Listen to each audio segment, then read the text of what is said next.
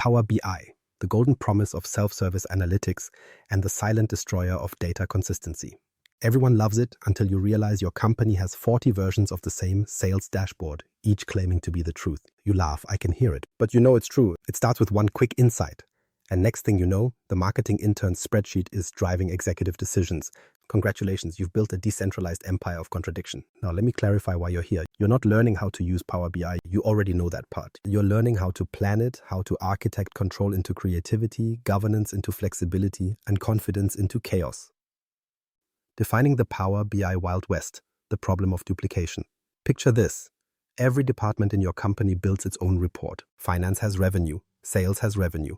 Operations apparently also has revenue. Same word. 3 definitions. None agree. And when executives ask, what's our revenue this quarter? 5 people give 6 numbers. It's not incompetence, it's entropy disguised as empowerment. The problem is that Power BI makes it too easy to build fast. The moment someone can connect an Excel file, they're suddenly a data modeler. They save to OneDrive, share links, and before you can say version control, you have dashboards breeding like rabbits. And because everyone thinks their version is the good one, no one consolidates. No one even remembers which measure came first. In the short term, this seems empowering. Analysts feel productive, managers get their charts. But over time, you stop trusting the numbers. Meetings devolve into crime scenes. Everyone's examining conflicting evidence.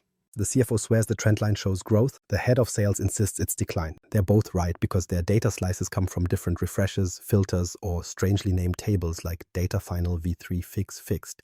That's the hidden cost of duplication.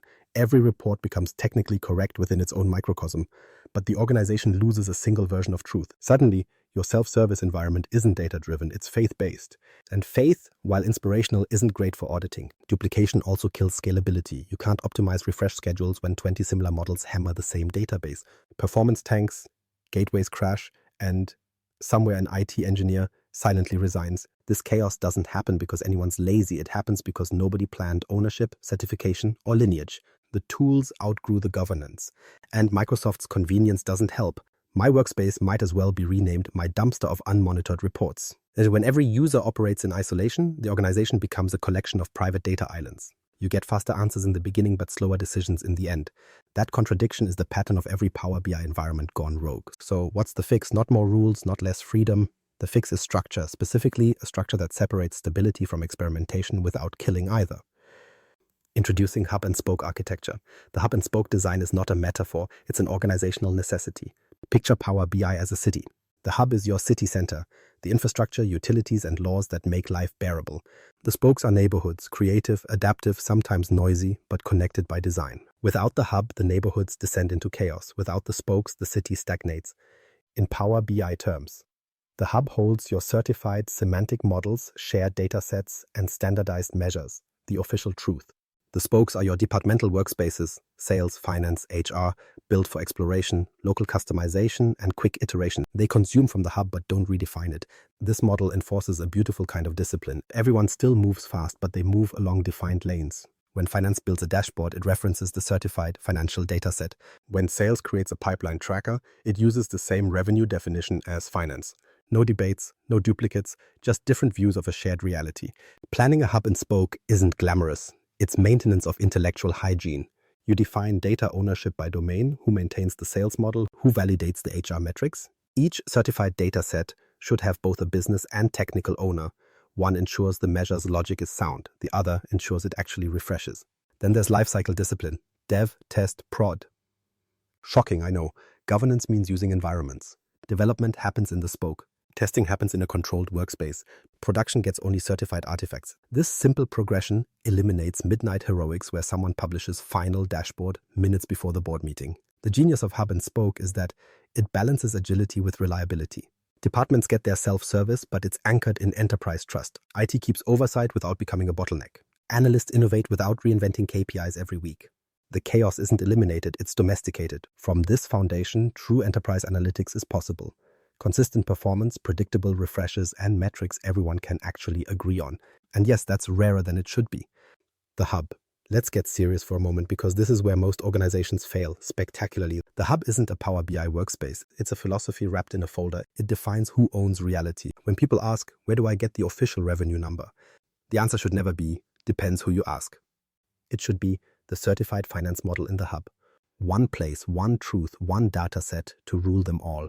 A shared data set is basically your organization's bloodstream. It carries clean, standardized data from the source to every report that consumes it. But unlike human blood, this data set doesn't circulate automatically. You have to control its flow. The minute one rogue analyst starts building direct connections to the underlying database in their own workspace, your bloodstream develops a clot. And clots, in both analytics and biology, cause strokes. So the golden rule: the hub produces, the spokes consume. That means every certified model, your finance model, your HR model, your sales performance model, lives in the hub. The spokes only connect to them. No copy-paste imports, no local tweaks to fix it temporarily.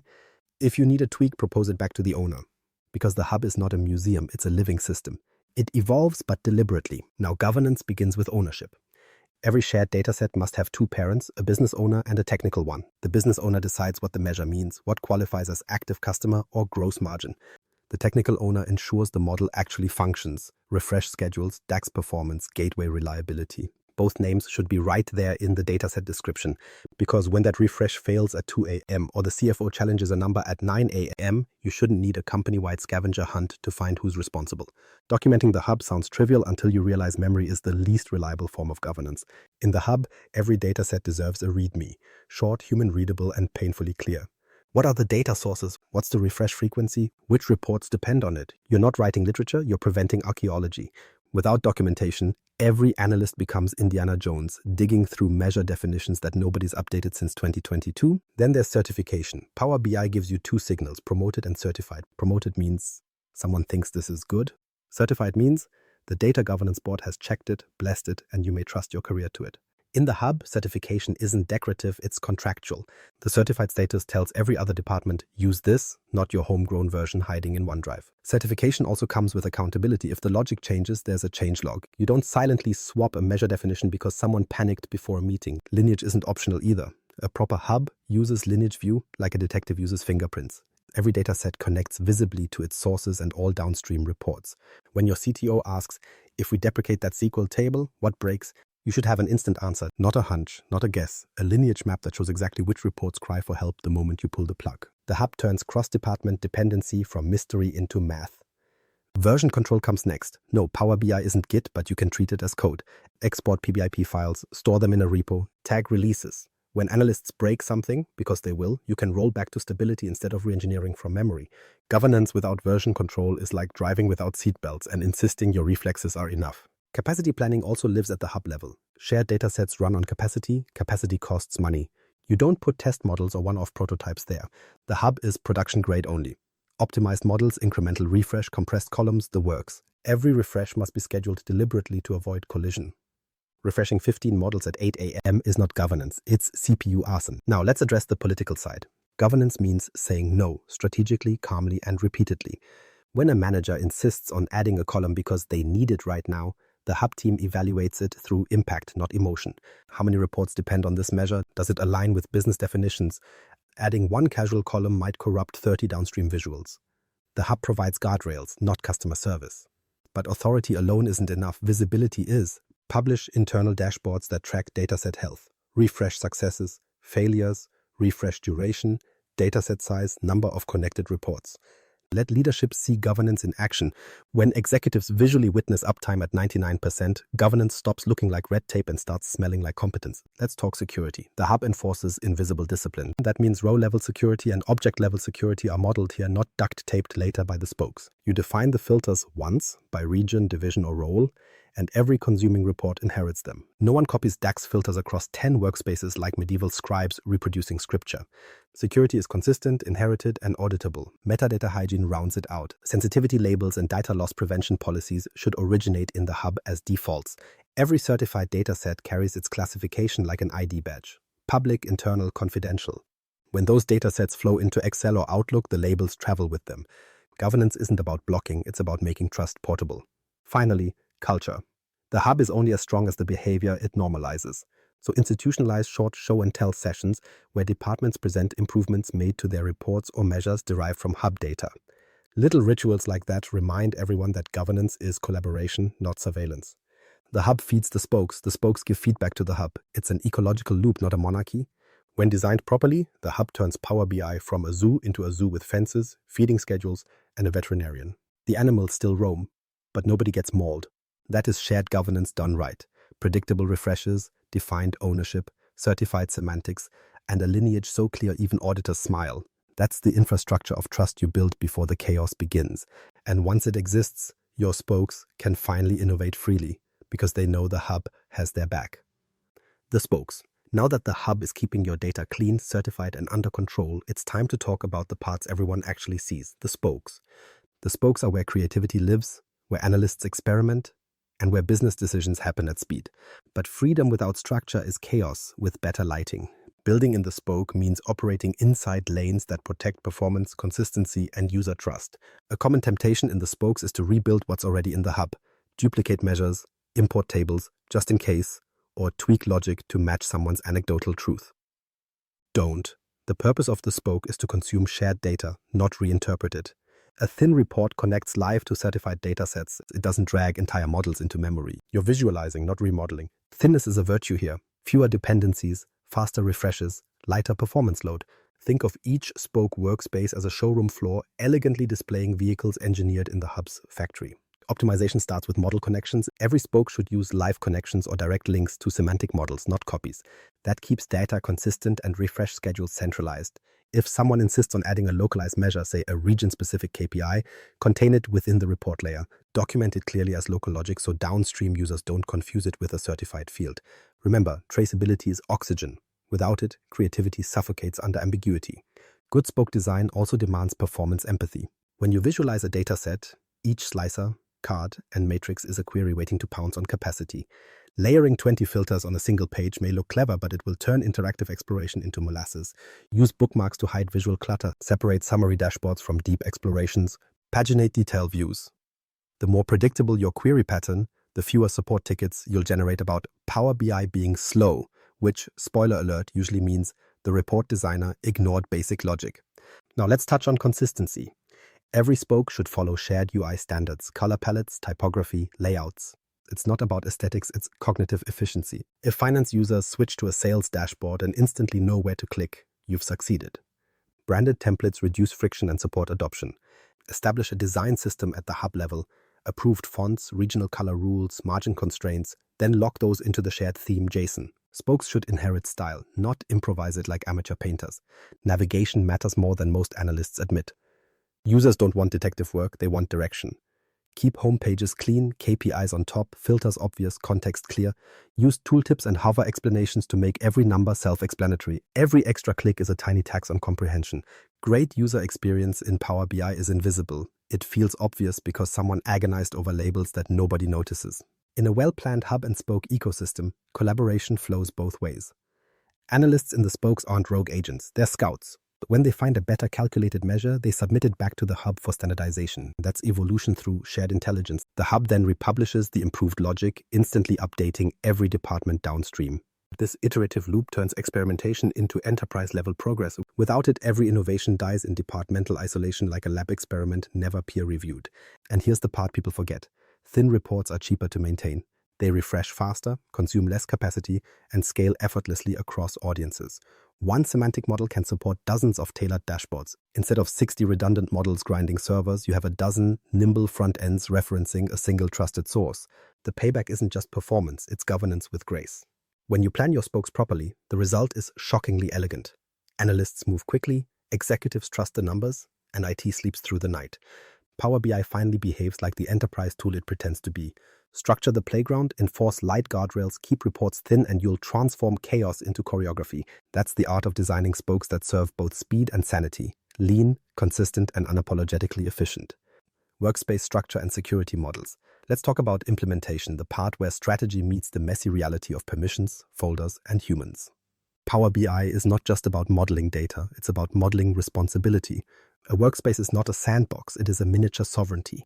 And if you don't design its borders deliberately, you'll discover too late that every user thinks they're the king. In a proper hub and spoke deployment, workspaces map to business domains, not to people or projects. You carve the structure by department or function, finance hub, sales spoke, operations spoke, and so on. Anything tied to individuals or temporary initiatives guarantees entropy. Workspaces outlive people. Transient naming ensures future confusion. Next, you define workspace purpose. In each domain, create 3 clearly separated environments. development, test, and production. Dev workspaces are messy by design. Analysts experiment, prototype, and break things. Test workspaces are clean mirrors of prod, used to validate refreshes, row-level security, and spelling errors in titles that somehow survive 4 approvals. Production? Locked down tighter than an airlock. Only approved reports and datasets reach it, and only designated deployers have publishing rights. That separation is not bureaucracy, it's how you avoid having dev finals and appear on the CFO's dashboard. Now let's decode the workspace roles, because this is where innocence dies. Power BI gives you 4 roles: viewer, contributor, member, and admin. Assign them as if they were loaded weapons, because functionally they are. Viewers consume content, they can't share or edit, they are the citizens. Contributors can publish and edit content, but not manage permissions. They are your builders. Members can assess and add users, they are sub-governors. Admins are absolute rulers and should be counted on one hand per workspace. The mistake companies make is giving everyone, member or admin, access for convenience. It's not convenient, it's corruption. Overprivileging users doesn't empower them, it erases accountability. Someone deletes a dataset and suddenly nobody knows who did it because everybody could have. Create security groups in Entra ID that correspond directly to these roles. One group for hub admins, one for hub developers, and one for spoke viewers, etc. Never add individuals manually. The moment you start assigning rights, user by user, you've guaranteed drift and confusion. Groups are your armor against the chaos of turnover. When an employee leaves, removing them from Entra automatically strips every Power BI permission they had. Manual removal equals guaranteed horror story later. Now, layering security isn't just about access, it's about contextual visibility. Row-level security ensures users only see the data that belongs to their regional or functional scope. For instance, when a sales rep opens a dashboard, they see only their territory's numbers, not global totals. Object-level security takes it further, hiding whole tables or columns that shouldn't even exist in their reality, like profit margins or confidential employee data. Implement these at the hub so they propagate consistently across spokes. You define the roles once and inheritance does the rest. Document these rules explicitly. Somewhere visible, ideally in your Center of Excellence SharePoint page or within a Power BI app dedicated to governance.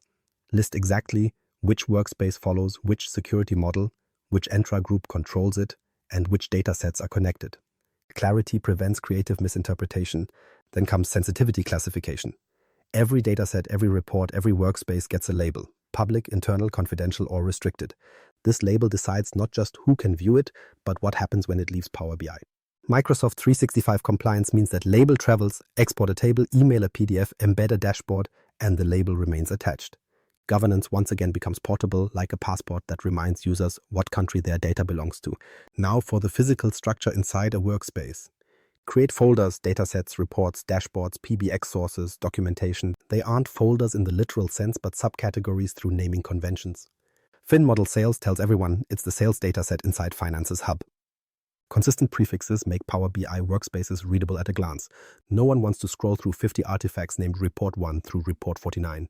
If the artifact naming requires a Rosetta Stone, you failed your own design. Licensing ties into structure too. Every workspace mapped to a hub should run on premium or fabric capacity.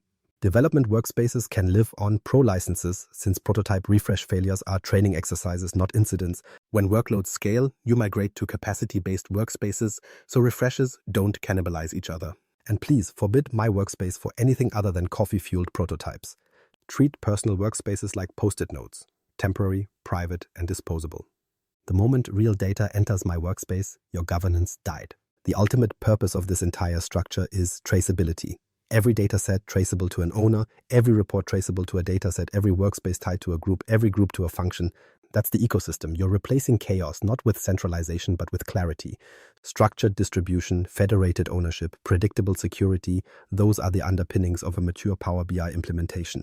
Governance isn't a cage, it's scaffolding. Remove it and the building collapses. When done right, workspaces don't multiply uncontrolled. They form a predictable graph of domains and dependencies. Admins can glance at usage metrics, trace lineage, and see instantly where refresh bottlenecks lie. With structured workspaces and disciplined security, implementation stops being a euphemism for improvisations, scaling with deployment pipelines and gateways. Once the foundation is stable, scale becomes the next villain. Early on, a few analysts can push PBX files around manually and pretend that's sustainable. It isn't. As soon as 3 departments share datasets, you'll need version control, promotion stages, and secure data ingress, the grown-up mechanics, deployment pipelines, and gateways.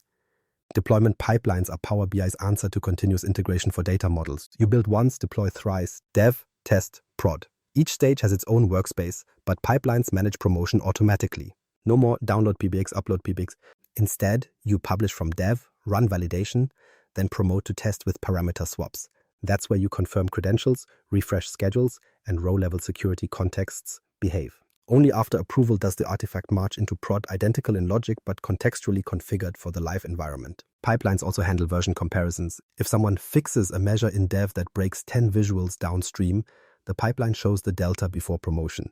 You can review diffs in DAX scripts, theme JSON, or even model structure. Approvals turn subjective trust into verifiable process. Automating these steps turns BI into software engineering. You move from artisanal publishing to industrialized delivery. And no, this doesn't slow you down. It prevents rollback panic at 8 a.m. on executive reporting day. Next, data gateways. These little unsung heroes bridge your cloud service and on-premises sources. Without them, Power BI's refresh jobs can't reach SQL servers sitting behind corporate firewalls. Implement enterprise data gateways in clusters, 2 or more nodes managed centrally. Gateways should never depend on one overburdened desktop machine tucked under someone's desk. Use standardized service accounts, not personal credentials, so authentication survives vacations and resignations. Monitor gateways like you would server infrastructure. Power BI offers metrics: CPU load, latency, connection failures. A red gateway icon is not an alert. It's an indictment that nobody was watching. Automate notifications in Power Automate or Azure Monitor to catch failures before managers notice stale dashboards. Now comes the clever orchestration between deployment pipelines and gateways. You can assign different gateway clusters per stage, a test gateway connecting to staging databases, and a production gateway pointing to hardened servers. Pipeline rules handle these connection swaps automatically during promotion, keeping environments truly isolated. One click moves a dataset from dev onto prod-grade food without rewriting connection strings by hand. If your architecture extends into Fabric, gateways unify even more routing, connecting on-prem data to lakehouses and onward to semantic models, still governed by these same principles of traceable connection. Scaling also means automating refresh scheduling and dependency sequencing. Instead of human-triggered chaos, you build refresh chains through pipeline APIs or Fabric Data Activator. Dataset A refreshes, its success triggers dataset B, end result publishes notifications to teams. This orchestration ensures reproducible performance even as model counts grow. Lastly, include monitoring dashboards for governance activity. Track refresh duration, promoted pipeline history, and gateway uptime in a meta report. The report about your reports. That visibility keeps scaling honest. It turns hidden complexity into measurable reliability. With deployment pipelines and hardened gateways, your Power BI ecosystem evolves from a loose federation of dashboards into an automated data supply chain, auditable, recoverable, and scalable. That's when you know planning has turned into architecture, and architecture has turned into excellence. You can't buy your way out of Power BI chaos, you have to plan your way out. The hub and spoke model isn't a configuration, it's a contract between sanity and speed. The hub gives you the structure, certified datasets, governed refreshes, defined ownership. The spokes give you agility, rapid reports, quick iterations, business-tailored insight. Together they form an agreement. No duplication, no improvisational data drama. Your next move is brutally simple. Map your existing sprawl. List every workspace owner and dataset. Identify which ones deserve to become hub certified and which belong as spokes. Create a dev test prod pipeline for at least one domain, finance or sales, and document every refresh and dependency. That one pilot becomes your working blueprint. Then establish visible governance, naming conventions, documentation, ownership dashboards, so trust doesn't rely on whispers, but on structure. Teach analysts the joy of thin reporting, fast, reliable, lightweight. Celebrate every metric that gets standardized across teams.